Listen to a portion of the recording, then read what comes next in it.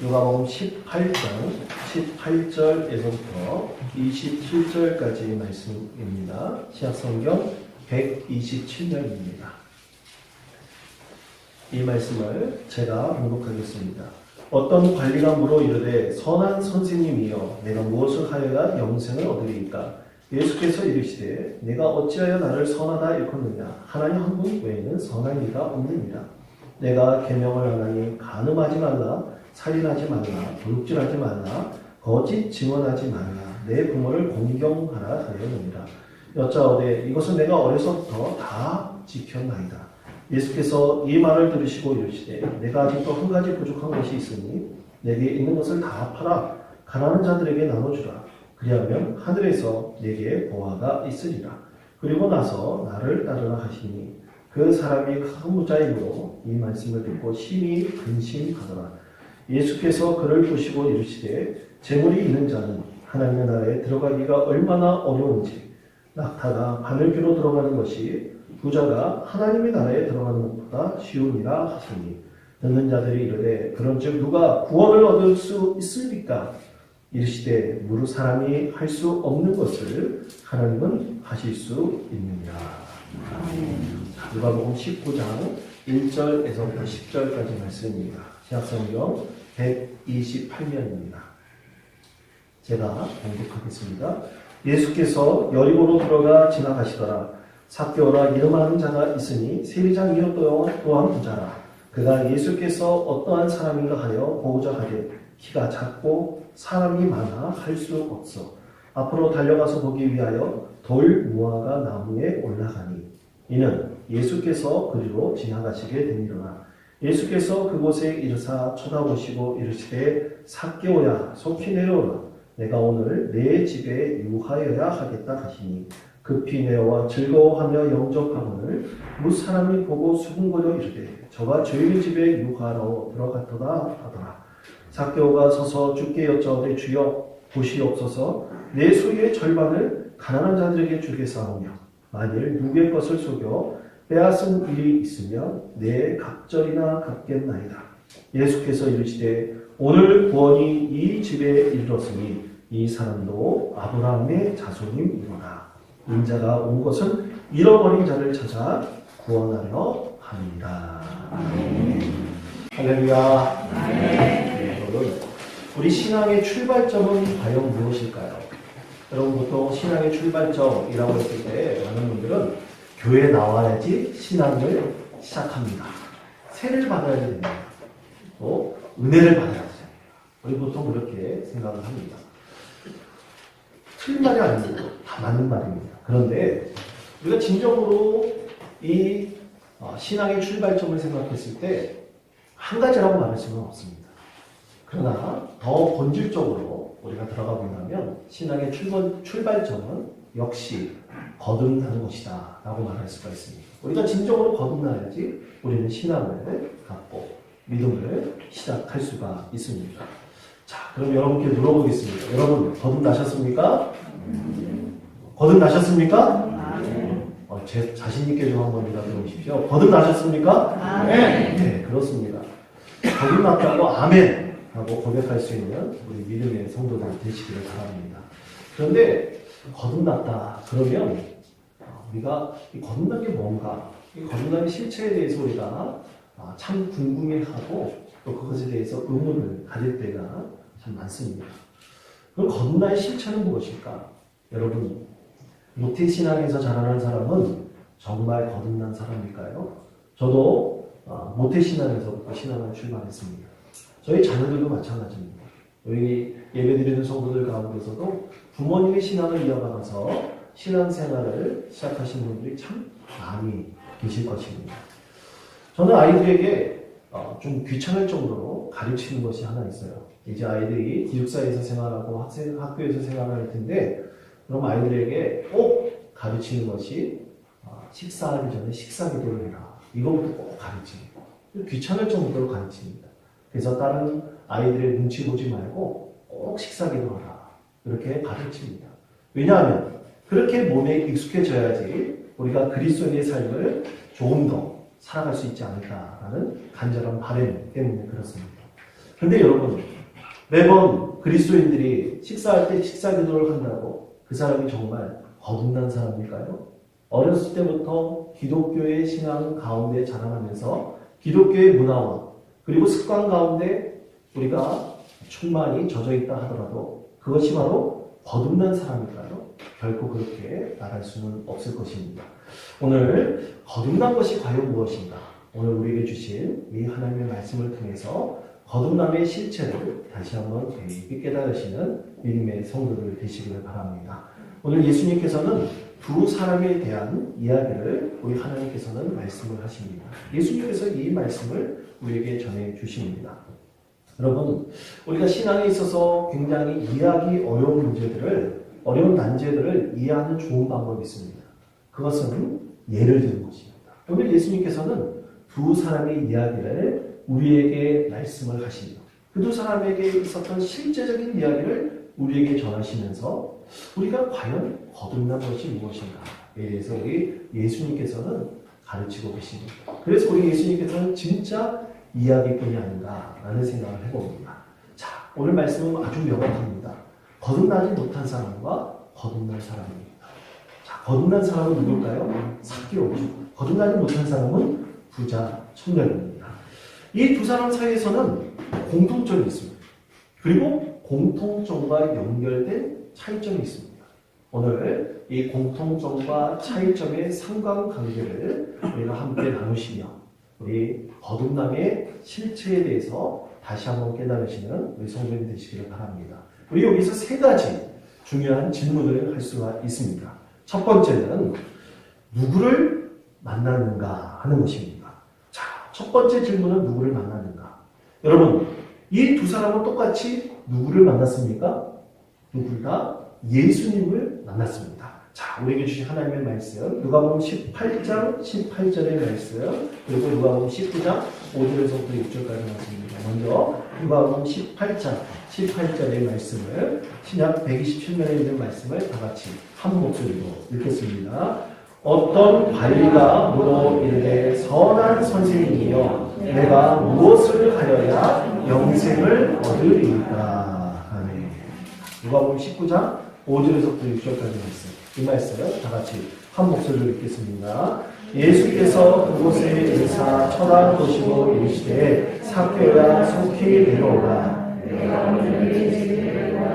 주겠다 하시니 급히 내려와 즐거워하며 영접하거늘. 그렇습니다. 두 사람의 공통점은 누구를 만났는가? 예수를 만났습니다. 두 사람은 예수를 만나는 것에 대해서 이 특히 부자 청년은 영생에 대해서 질문했죠. 영생이라는 것은 바로 거듭남에 대한 것입니다. 참으로 적절한 질문입니다. 정말 영생을 얻는 것이 무엇인가? 이 예수님께서는 이 부자 청년의 아주 적절한 질문에 대해서 확정하시며 그와 계속 얘기를 나누셨죠. 여러분, 이렇게 두 사람 다 예수님을 만났습니다. 그럼 예수님을 만나면 다 거듭난 것일까요? 우리가 기도할 때 우리는 하나님께 간절히 기도합니다. 여러분, 하나님 예수님 만나게 해주세요. 예수님 만나게 해주세요. 우리는 간절하게 기도합니다. 여러분, 성령 체험을 원할 때도 예수님 만나게 해주세요. 간절히 기도하지 않습니까? 저도 예수님 만나게 해달라고, 성령 체험을 하게 해달라고 간절히 정말로 목이 찢어지거나 그렇게 부르짖으며 하나님께 기도했었습니다. 그렇게 예수를 만나게 되면 우리 세상, 우리가 보는 관점이나 또 내가 생각하는 모든 것들이 완전히 새롭게 될 것이라고 믿었습니다. 여러분, 예수를 만나면 바로 그런 은혜와 축복이 있기를 우리가 늘 간절히 바라고 또 실제로 그 가운데 일어나기 때문입니다. 그런데 여러분, 오늘 두 사람을 보십시오. 둘 다 예수를 만났습니다. 그런데 부자 청년은 거듭나지 못했고 삭개오만 거듭난 사람이 되었습니다. 그렇다면 이 두 사람의 만남에 어떤 차이가 있길래 한 사람은 거듭났고 한 사람은 거듭나지 못했을까요?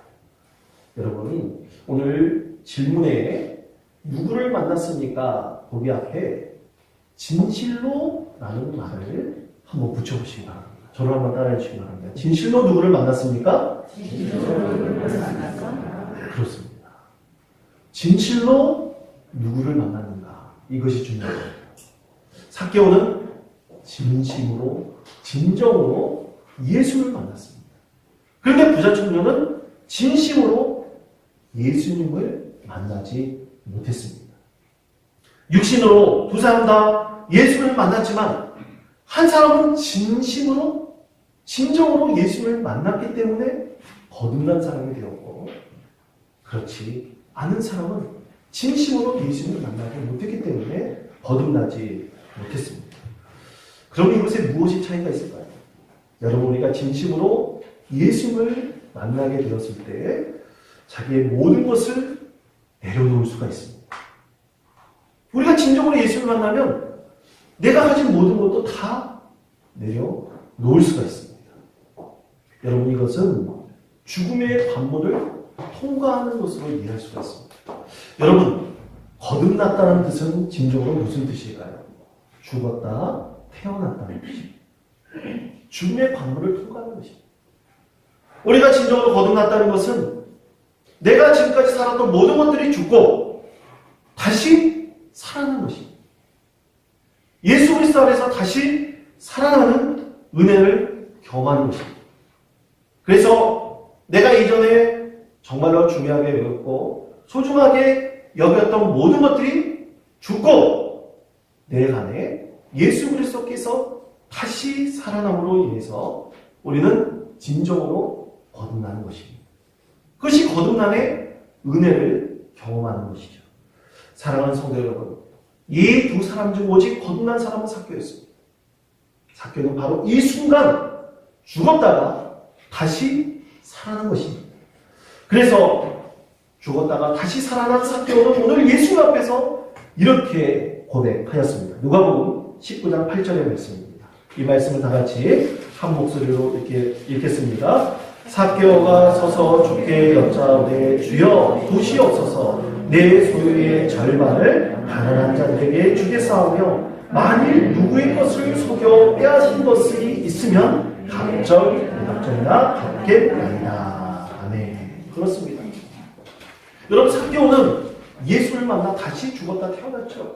그때 고백했던 것이 만약 내가 다른 사람의 그 소유에 대해서 통상적으로 일어났던 이자보다 더 많이 착복했다면 4배를 갚겠습니다. 그리고 내 재산의 절반을 가난한 사람들을 위해서 내어놓겠습니다. 그렇게 하나님께 고백했습니다. 그의 고백과 그의 결단에 대해서 예수님은 축복하셨습니다. 자, 누가복음 19장 9절에서부터 10절까지 말씀입니다. 예수께서 이르시되 오늘 구원이 이 집에 이르렀으니 이 사람도 아브라함의 자손임이로다.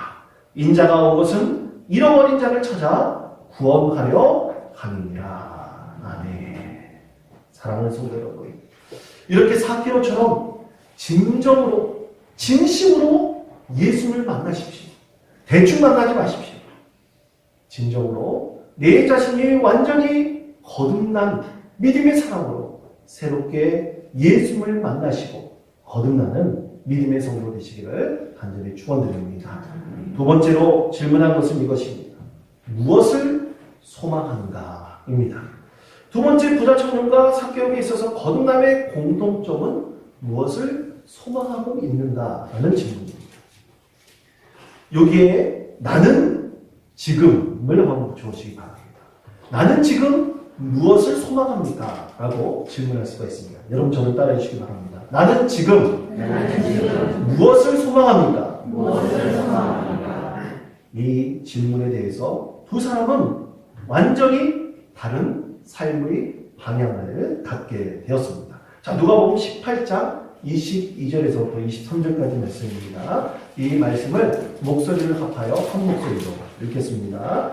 예수께서 이 말을 들으시고 이르시되 내게 아직 한 가지 부족한 것이 있으니 내게 있는 것을 다 팔아 가난한 자들에게 나눠주라. 그리하면 하늘에서 내게 보화가 있으리라. 그리고 와서 나를 따르라 하시니 그 사람이 큰 부자이므로 이 말씀을 듣고 심히 근심하더라. 아멘. 그렇습니다. 부자 청년은 영생을 얻기를 원했습니다. 그렇지만 거듭남의 삶에 대해서는 전혀 이해하지 못했습니다. 영생이 곧 거듭난 것이죠. 그래서 현실에서 자기가 가진 것을 내려놓지 못하고 있으면서 거듭난 삶, 영생의 삶을 구하였던 것입니다. 그런데 참 놀라운 것이 여러분 이 누가복음 18장 23절 이후의 말씀을 보면 부자 청년과 같은 많은 사람들의 이야기가 있습니다. 이 말씀을 듣고 난 이후 부자 청년에게 하신 이 말씀을 들은 사람들이 예수님께 이렇게 말했습니다. 아니 예수님, 대체 그런 사람이 어디 있겠습니까? 자기 자신의 재산을 다 팔아서 그렇게 사는 사람들이 과연 누가 있겠습니까? 그렇게 구원받은 사람이 어디 있겠습니까? 그때 예수님께서 사람들의 질문에 대해서 이렇게 답하셨습니다. 누가복음 18장 27절 말씀입니다. 이르시되 무릇 사람이 할 수 없는 것을 하나님은 하실 수 있느니라. 아멘. 해석하면 이런 것이 그렇습니다. 맞습니다. 사람의 생각과 사람의 관점으로는 절대로 불가능합니다. 그러나 하나님께서는 이것을 하실 수 있습니다. 말씀하셨죠. 그때 그 말씀을 듣고 베드로가 신이 나서 말했어요. 예수님! 저희는 내가 가진 모든 것을 버리고 예수님을 따랐습니다. 그렇게 고백할 때 예수님께서 베드로의 얘기를 듣고 칭찬하셨습니다. 그렇다. 바로 너희처럼 내가 가진 모든 것을 다 버리고 너희 형제, 자매, 부모, 자녀 모든 것을 다 버리고 나를 따르는 사람들은 하나님의 나라에서 하나님께서 이 세상에서 몇 배의 상급을 주실 것이다. 그리고 영원한 생명을 이 세상 가운데서 그들 가운데 선물로 주실 것이다. 예수님께서 이렇게 베드로의 응답에 축복하셨습니다.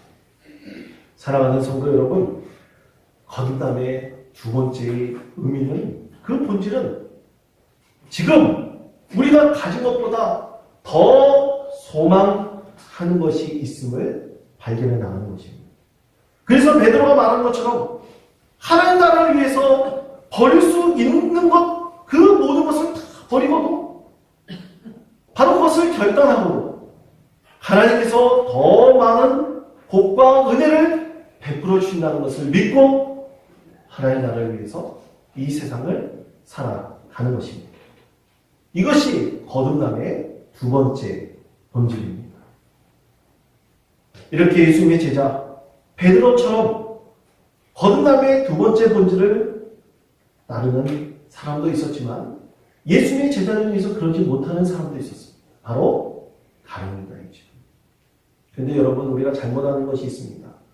가룟 유다가 결코 형편없는 삶을 산 사람은 아닙니다. 그는 나라와 민족을 위해서 최선을 다해 살았습니다. 열심 당원으로서 그 나라와 민족의 해방을 위해서 열심히 살았습니다.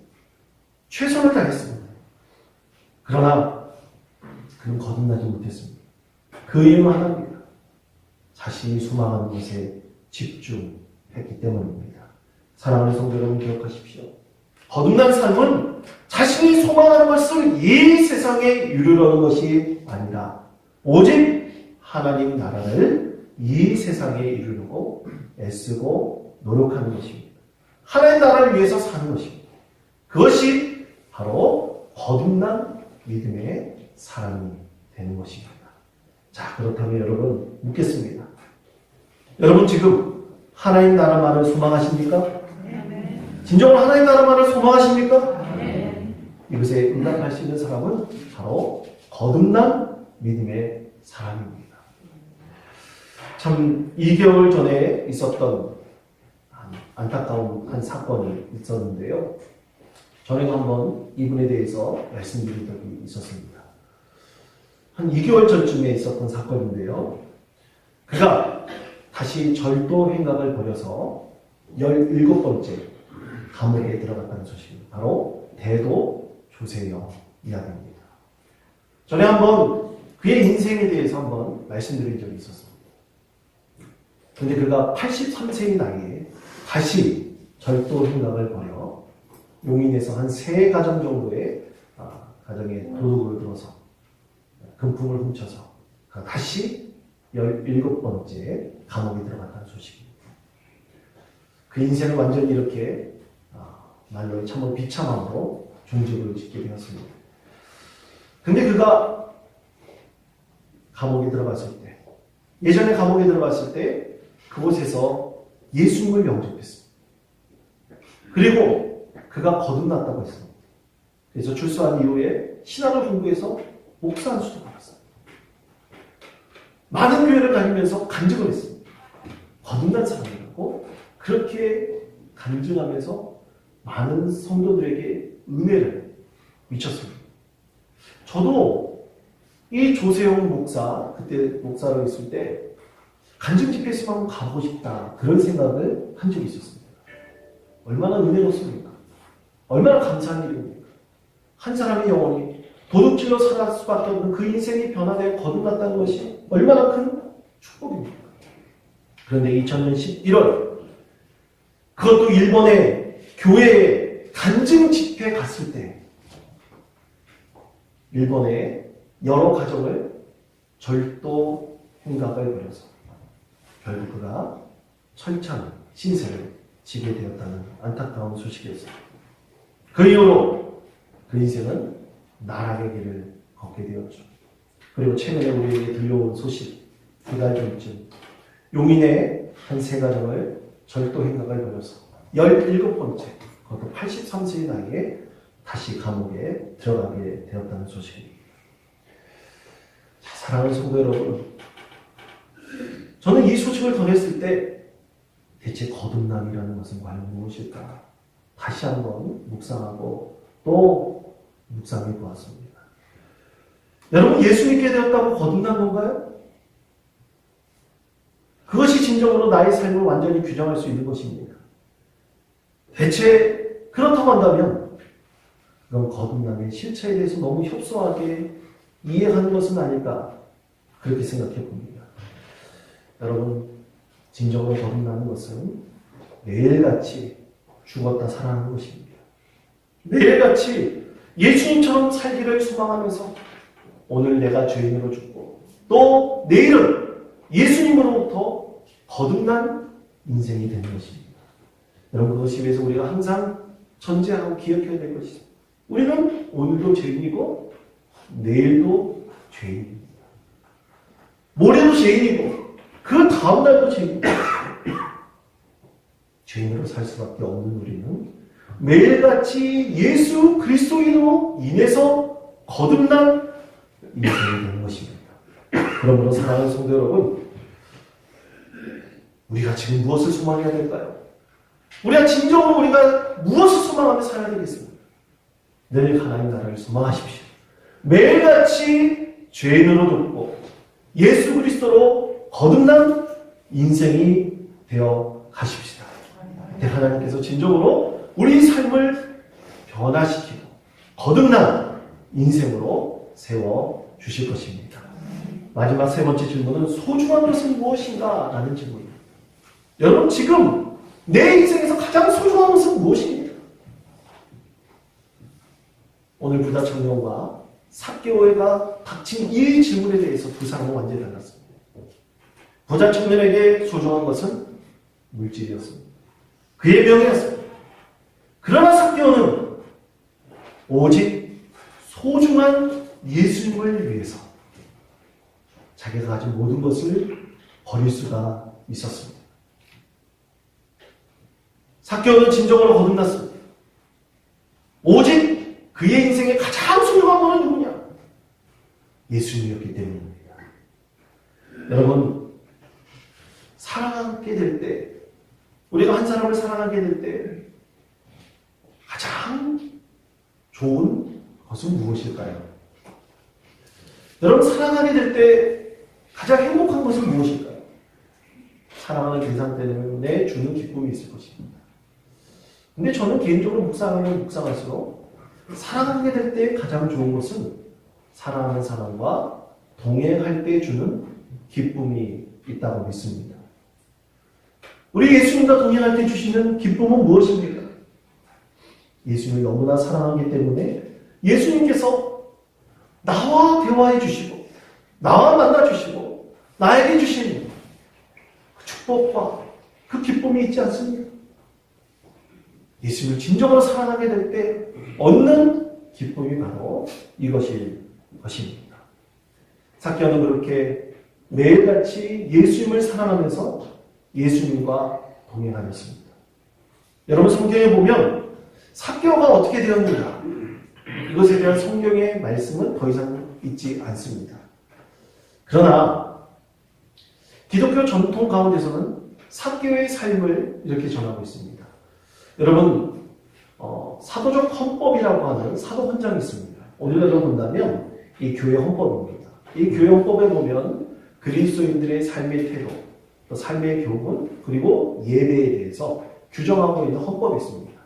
그것처럼 과거에 초대교회가 생겨났을 때 사도들이 이 사도 헌장이라는 것을 만들어서 교인들에게 가르쳤는데요.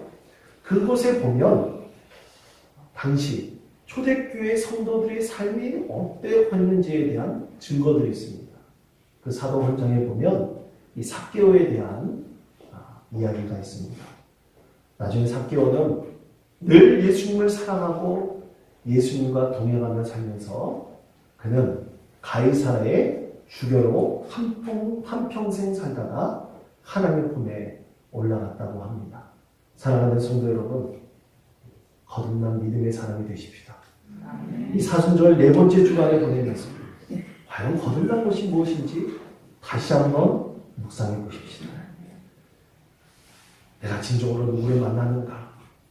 그리고 내가 무엇을 소망하는가? 나에게 가장 소중한 분은 과연 누구인가? 그것을 다시 한번 묵상하시며 거듭남의 본질을 다시 한번 믿음으로 깨달으시는 기하고 복된 성도님 되시기를 간절히 축원드립니다.